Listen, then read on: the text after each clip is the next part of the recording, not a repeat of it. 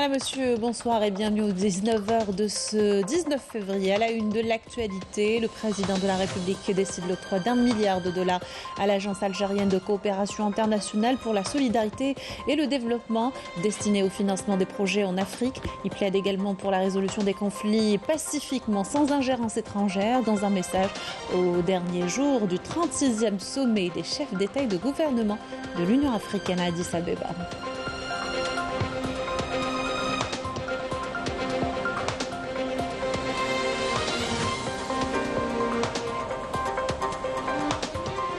Et à la veille de la journée mondiale de la justice sociale, nous nous intéressons dans ce journal aux acquis et les droits les plus fondamentaux. Nous irons à Tébessa pour le développement de la commune frontalière d'Oumali. Le nouvel hôpital de Tamanrasset est une école des non et malvoyants qui accueille plus de 200 élèves. Au plan sur 2 projets primés par le concours national Pharma Challenge, développé par des étudiants de l'université de Blida, Saad Dahleb. Il s'agit d'idées innovantes et parfois insolites dans le domaine pharmaceutique. Du sport avec le triathlon North Africa abrité par Tarit dans le sud du pays. La compétition a vu la présence de nombreux athlètes, même de l'étranger. Pour certains, c'est la première visite dans le désert algérien. Le coup de foudre est garanti. Bienvenue à tous, heureuse de vous retrouver. Je vous disais en titre clôture ce dimanche des travaux du 36e sommet des chefs d'État et de gouvernement de l'Union africaine à Addis Abeba.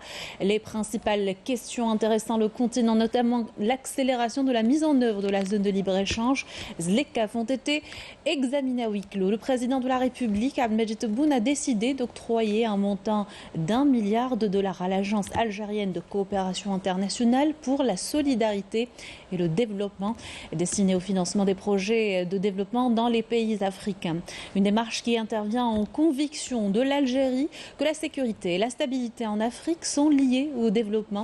Dans un message lu en son nom par le Premier ministre, le président de la République a plaidé également pour une approche unifiée pour faire entendre la voix de l'Afrique sur la scène internationale à l'égard des problèmes auxquels le monde est confronté, notamment le terrorisme et l'extrémisme violent. Kamel Suik. Créer les conditions d'une paix durable et de stabilité permanente dans le continent africain passe inéluctablement par le développement local. Pour atteindre cet objectif, le président de la République, Abdelmadjid Tebboune, a décidé d'1 milliard de dollars pour financer des projets de développement dans le continent africain. L'Algérie est convaincue que la sécurité et la stabilité en Afrique sont liées au développement. Par conséquent, le président de la République a décidé d'injecter un montant d'1 milliard de dollars à l'Agence algérienne de coopération internationale pour la solidarité et le développement destiné au financement des projets de développement dans les pays africains, en particulier ceux à caractère intégré ou ceux dont l'objectif est de booster le développement dans notre cher continent. L'agence entamera les procédures d'exécution de cette initiative stratégique en coordination avec les pays africains souhaitant en bénéficier. Dans son discours lu en son nom par le Premier ministre Ayman Ben Abdelrahman, le président de la République a appelé à concrétiser les propositions de l'Algérie pour renforcer les mécanismes de l'Union africaine. Nous renouvelons notre appel à accélérer la mise en œuvre des propositions concrètes soumises par l'Algérie. En premier lieu, élaborer un nouveau plan d'action de l'Union africaine pour lutter contre le terrorisme en lieu et place du plan d'action de 2003, dépassé par les événements. Élaborer une liste africaine des personnes, groupes et entités impliquées dans des actes terroristes, y compris les terroristes étrangers. Enfin, œuvrer à la concrétisation du projet de mandat d'arrêt africain. Le président de la République a rappelé le soutien de l'Algérie au peuple sahraoui dans sa lutte juste et dans le cadre de la légalité internationale, dénonçant au passage les tentatives désespérées qui entravent la dernière colonie d'Afrique d'obtenir son indépendance. Nous ne manquons pas ici de renouveler notre soutien au droit inaliénable du peuple sahraoui à l'autodétermination en organisant un référendum libre et équitable dans le respect des chartes et résolutions internationales ratifiées par les Nations Unies. Il est devenu nécessaire pour notre organisation d'assumer pleinement sa responsabilité face à cette question. Dans notre voisinage immédiat, nous sommes pleinement déterminés à contribuer à faire avancer la voie de la paix et de la réconciliation nationale au Mali et à travailler avec nos frères frères maliens afin de lever les obstacles qui peuvent entraver la mise en œuvre de l'accord de paix du Mali émanant du processus d'Alger. Nous exhortons également les parties libyennes à s'engager sur la voie pacifique de la résolution sans ingérence étrangère en adoptant la voie du dialogue pour arriver à une solution politique et consensuelle qui préserve l'unité et la souveraineté de la Libye.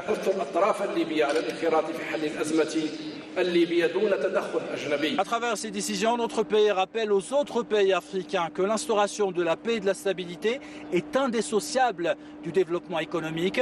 Pour atteindre ces objectifs, notre pays est candidat cette année au poste de premier vice-président de l'Union africaine.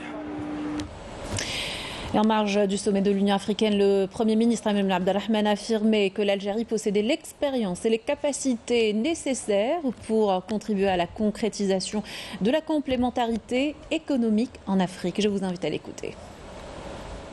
فالجزائر من موقعها الحمد لله أنها دولة ليست لديها مديونية خارجية ولديها الآليات المالية والاقتصادية التي سمحت لها بتحقيق التوازنات الكبرى يمكن أن تساعد كثيرا في هذا المجال ولن نبخل بهذه التجربة على الدول الإفريقية الشقيقة. إن على مستوى منظمة الاتحاد الإفريقي أو على مستوى المجالات الأخرى التي يمكن أن نسمع صوت إفريقيا فيها. Et toujours en marge de sa participation à ce sommet, le Premier ministre a reçu hier soir à sa résidence à Addis Abeba Cheikh Sherboud bin Nahyan bin Moubarak Al Nahyan, membre du Conseil des ministres, ministre d'État du ministère émirati des Affaires étrangères et de la coopération internationale. La rencontre a permis d'évoquer la réalité, les perspectives des relations algéro-émiraties et de souligner la volonté des deux pays de renforcer la coopération bilatérale dans différents domaines.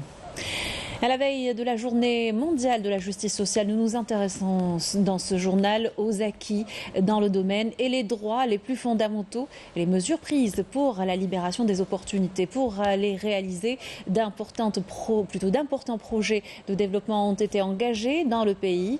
À Tébessa par exemple, où les zones frontalières ont particulièrement été ciblées, la commune d'Oumali a bénéficié de 53 milliards de centimes pour améliorer les conditions de vie des habitants. Il ne s'agit qu'un seul projet et ils sont multiples, nous dit Mariam Damis. La commune de Sefsaf El Oussra a bénéficié d'un projet de réalisation d'une route reliant le Mzara à Ouglet Ahmed sur une distance de 10,5 km. Un moyen de désenclaver la région en facilitant la circulation de ses habitants et ceux des zones limitrophes.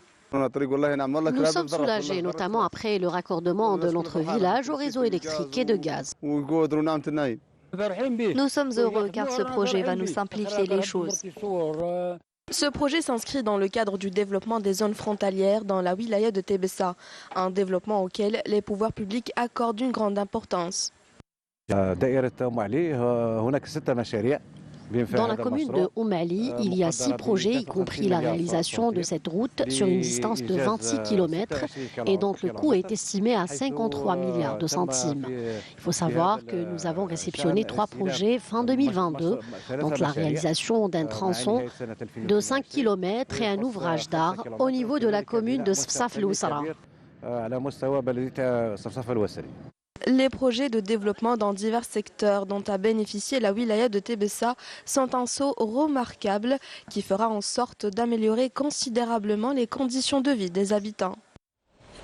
Le point sur la réalisation du tunnel de Djebel El Wahsh à Constantine. Le projet prévu dans la livraison est prévu fin 2024, a atteint les 70% de taux d'avancement. Les ingénieurs algériens procèdent actuellement à la consolidation du tunnel pour faire face aux catastrophes naturelles en usant de nouvelles techniques. Plus d'explications avec Amal Siridir. Un plan d'urgence a été mis en place par la société Cosider visant à réhabiliter le tunnel de Djebel El Wahsh. La société a eu recours pour la première fois à une technique avancée pour le renforcement du tunnel, et ce, pour éviter tout danger en cas de catastrophe naturelle. استغلينا تقنيات des injections des consolidations par des fibres de verre avec des injections de ciment باش نعاودوا نريكونستيتيو التربة في محور الانفلونس تاع النفق. هذا قبل ما نحفروا تقنيات جدد اللي درناهم هنايا في النفق على دي كونفورتمون بريالاب après la perforation du radis.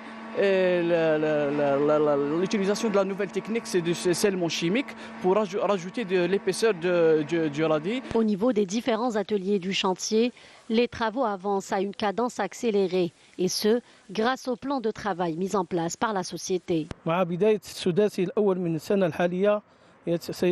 Au début du premier trimestre 2023, nous avons entamé le raccordement du côté nord au côté sud en utilisant le tuyau gauche.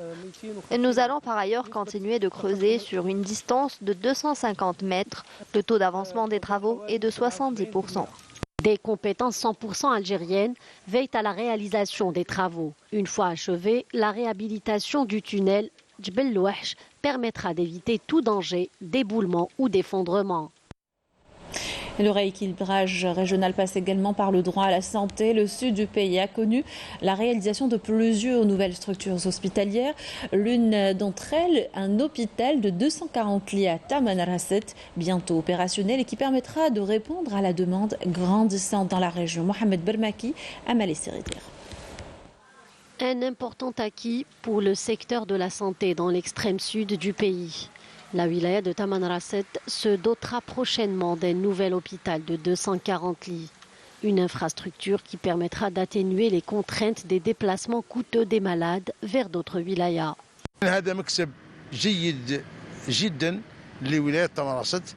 C'est une plus-value pour notre wilaya. Nous espérons seulement que l'hôpital sera doté d'un staff médical complet, notamment des médecins spécialistes. Une infrastructure sanitaire réalisée selon les normes internationales et qui sera dotée d'équipements médicaux de pointe.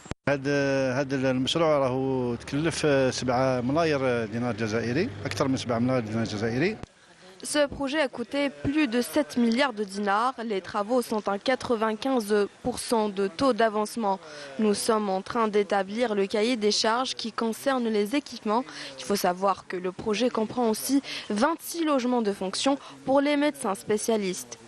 Parvenir à la concrétisation de la justice sociale et un accès équitable aux soins, une priorité du gouvernement, reflétée à travers la réalisation de ce genre de projet à travers les 4 coins du pays. Le droit à l'éducation garanti par la Constitution, illustration avec la prise en charge des personnes aux besoins spécifiques, notamment les enfants. Ces derniers peuvent être scolarisés et entreprendre un cursus et des études grâce aux nombreuses écoles spécialisées dans le pays. Mariam Damis. Malgré son handicap, Mourad rejoint tous les jours les bancs de son école, dédiée aux non et malvoyants. Déterminé et engagé à étudier pour réussir son année scolaire et être le premier de sa classe. Au début, j'avais du mal à m'adapter, mais quand j'ai réussi à tisser des liens et à me faire des amis qui sont devenus comme des frères et sœurs avec le temps, c'est devenu beaucoup plus facile pour moi. J'organise mon emploi du temps et je l'applique à la lettre pour réussir. D'ailleurs, c'est comme ça que j'ai pu avoir 15 de moyenne. L'école dispose d'espaces culturels et de loisirs pour permettre aux élèves de pratiquer des activités extrascolaires et d'une bibliothèque comprenant plusieurs ouvrages en braille pour leur inculquer l'amour des livres dès leur jeune âge. L'objectif étant de leur permettre d'avoir une scolarité normale et motivante. Les enfants aux besoins spécifiques étudient de la même manière que le reste des élèves. Ici, au niveau de notre bibliothèque, nous avons accès à tous les ouvrages et les livres dont nous avons besoin. Nos enseignants nous ont beaucoup aidés. Quand je serai grand, je voudrais devenir chercheur. Cette école de déficients visuels accueille chaque année 200 élèves et leur assure une prise en charge adaptée à leur situation et un accompagnement personnalisé selon le cas de chacun d'entre eux.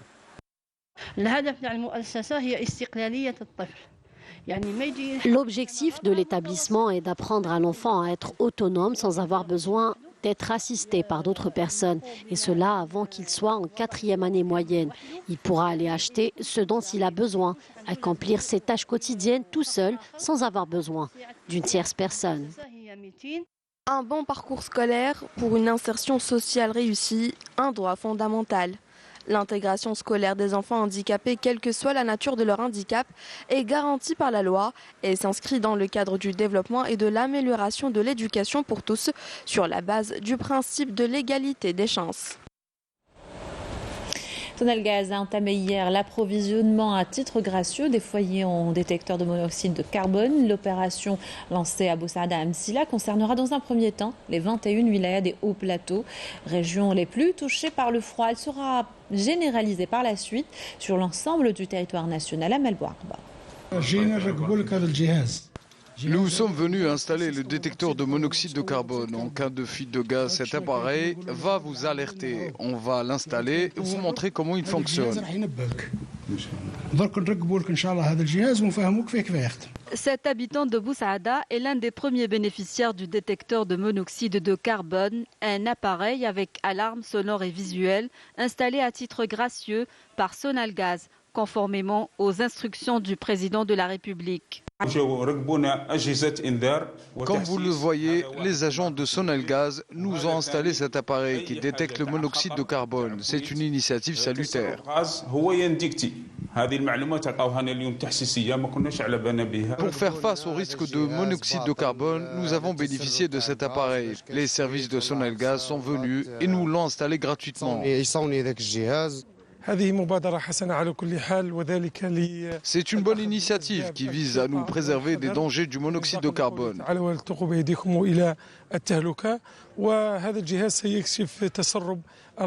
Sonalgaz s'engage à installer progressivement les détecteurs de monoxyde de carbone dans 11 millions de foyers. L'opération concerne dans un premier temps les wilayas des hauts plateaux.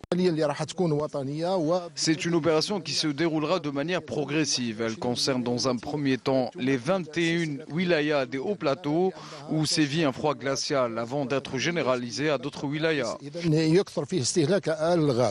Les citoyens sont appelés à faciliter le travail des agents de Sonalgaz, chargés de mener à bien la mission que leur a confiée le président de la République.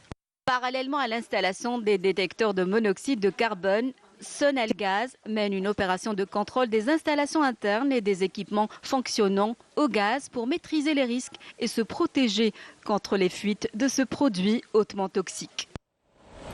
Gros plan à présent sur 2 projets primés par le concours national Pharma Challenge, développé par des étudiants de l'université de Blida Saad Dahleb. Il s'agit d'idées innovantes dans le domaine pharmaceutique et parfois très innovantes même. Des patchs antidouleurs à base de curcuma et de la kératine à partir de plumes de volaille. Amel Bouarba a rencontré les 2 lauréats. Reportage.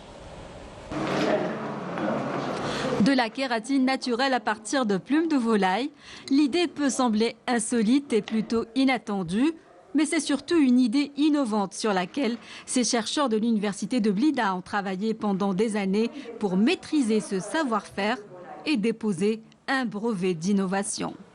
Les plumes de volaille contiennent plus de 90% de la kératine. Donc on va transformer tout matériel riche en kératine en un hydrolysat de kératine. L'hydrolysat est riche en biomolécules qui va remplacer par excellence la kératine qui existe dans le marché. Cette technique contribuera à la valorisation des plumes de volaille rejetées dans la nature. Le principe il est simple.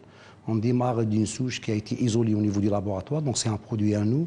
Elle est en cours de mise en brevet.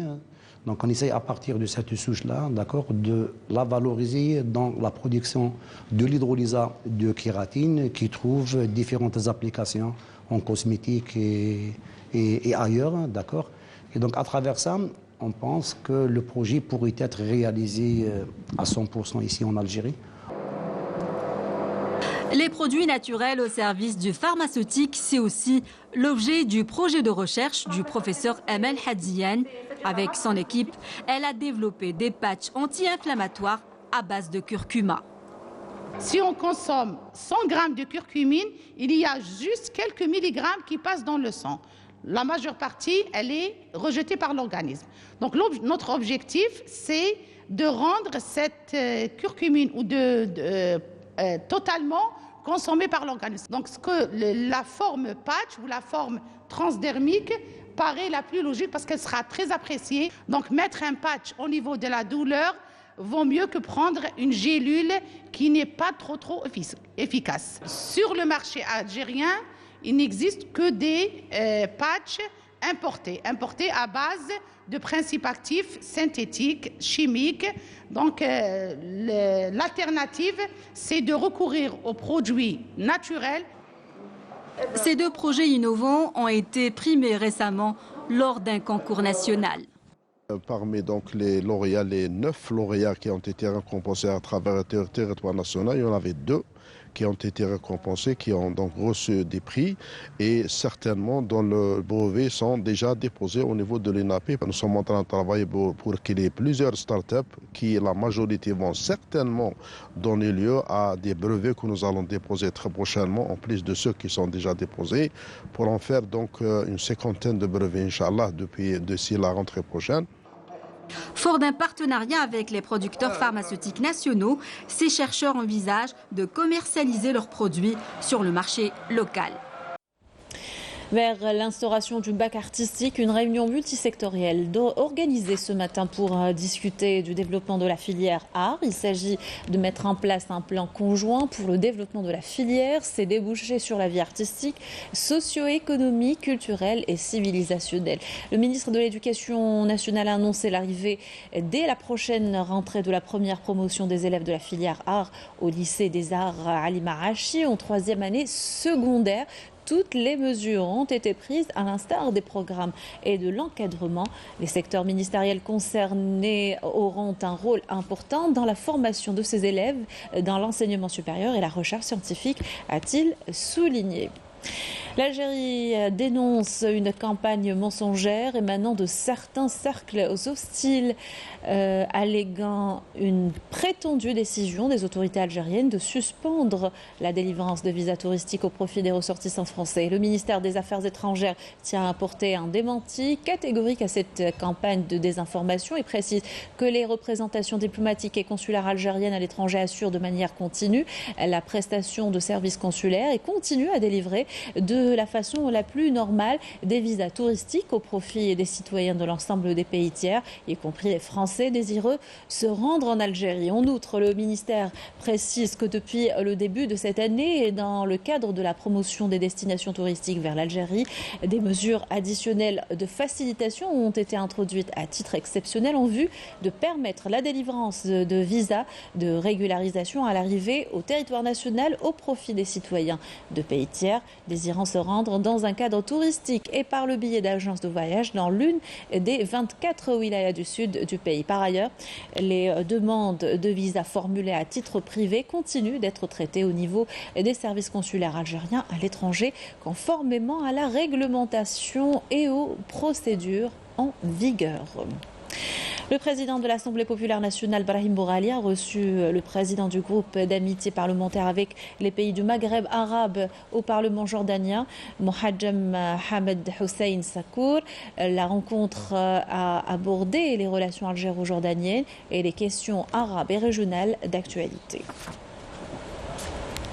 Et au salon d'honneur de l'aéroport international Ouali Boumediene, le président de l'Assemblée populaire nationale, Brahim Bourali, a reçu le président du Parlement kenyan. La rencontre était l'occasion d'aborder le renforcement de la coopération parlementaire entre les deux pays et les moyens de la redynamiser.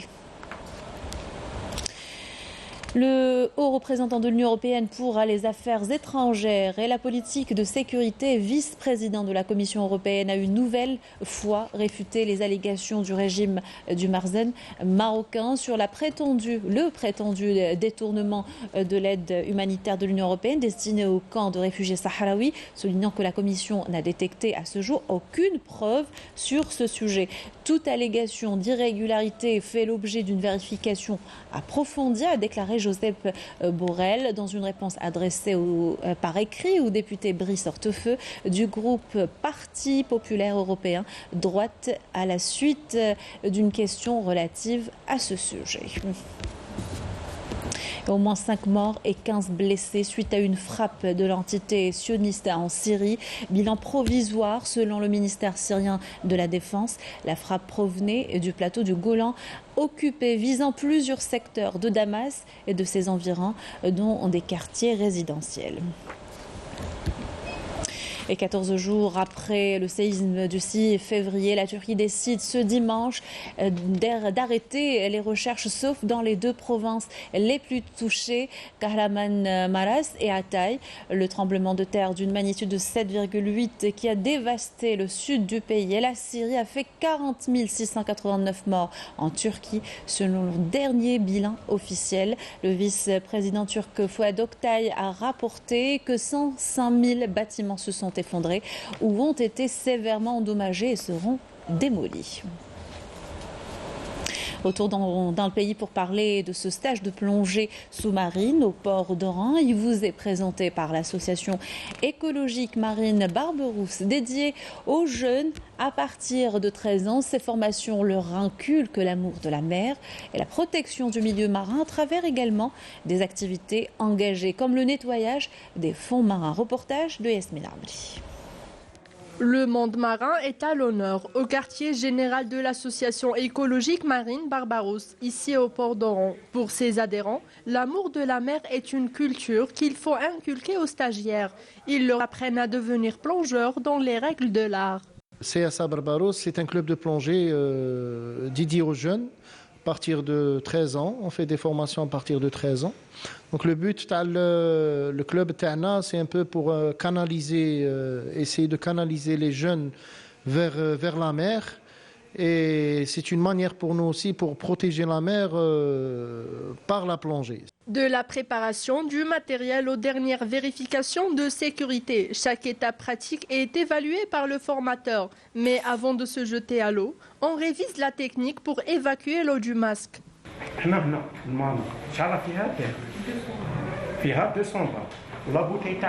Pour ces jeunes plongeurs, la profondeur maximum est de 20 mètres, suffisante pour leur recherche et leur découverte de l'environnement marin. J'étais toujours attirée de mon père parce qu'il faisait la plongée sous-marine et tout. On a découvert des espèces, des petits poissons, des étoiles de mer, beaucoup de poissons. On travaille sur pas mal de projets, par exemple le nettoyage des fonds marins, de retirer les filets des pêcheurs, de nettoyer les îles. La sensation dans l'eau, c'est toujours on découvre des trucs nouveaux. C'est-à-dire à chaque fois qu'on plonge, à chaque fois c'est meilleur que l'autre. Une école de plongée qui fait découvrir les merveilles du fond marin au grand public. En proposant des baptêmes de plongée, les formateurs sensibilisent sur l'importance de la sauvegarde et de la protection de l'écosystème marin.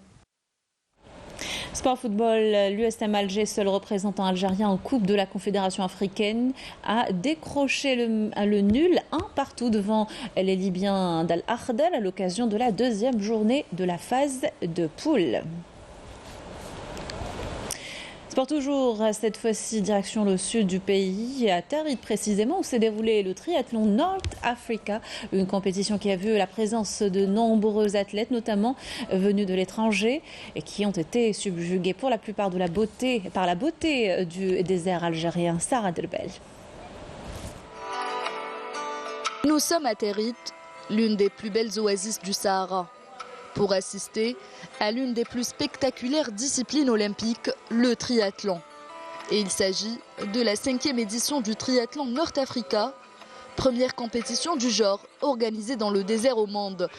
Pour cette 5e édition du triathlon de Tarit, on est très satisfait du déroulement de la compétition. Comme je le dis toujours, ce qui est très important, c'est la sécurité des athlètes et des participants, surtout après le parcours de natation qui se nage dans un lac qui est à 11 degrés cette année. Donc ce qui était important pour nous, c'est que tout le monde sorte de l'eau sain et sauf et de sécuriser le parcours.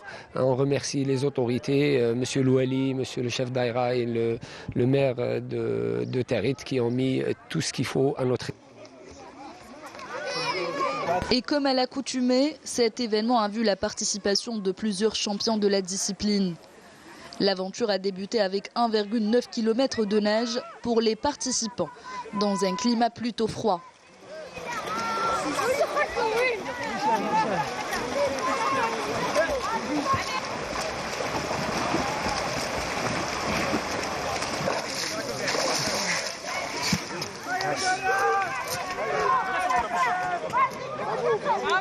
Une fois sortis de l'eau, ils montent à vélo pour parcourir 90 km dans des paysages à couper le souffle.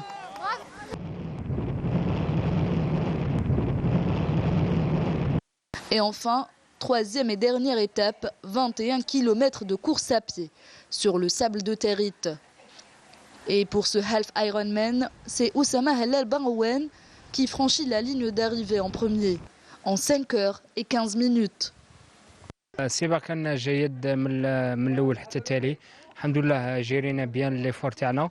هذه ثالث طبعه اللي شاركت فيها هنا في الترياتلون نورد افريكا، الطبعه تاع تيغيت اللي هي حدث رياضي كما يقول لك كل عام يقرعوا له، فيه مشاركه دوليه ورانا نشوفوا باللي كاين تحسن كبير في التنظيم. C'était très difficile, j'ai pas l'habitude de courir dans le sable. C'est ma première à Territe et je peux vous dire que c'est magnifique.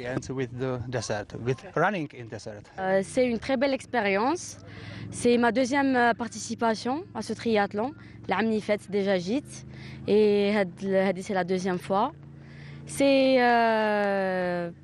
C'est une magnifique compétition. Attirer les jeunes vers ce sport méconnu et promouvoir la discipline est l'objectif principal des organisateurs. Une aubaine pour allier sport et tourisme. Voilà qui termine notre journal. Merci de l'avoir suivi. Excellente soirée sur Canal Alger.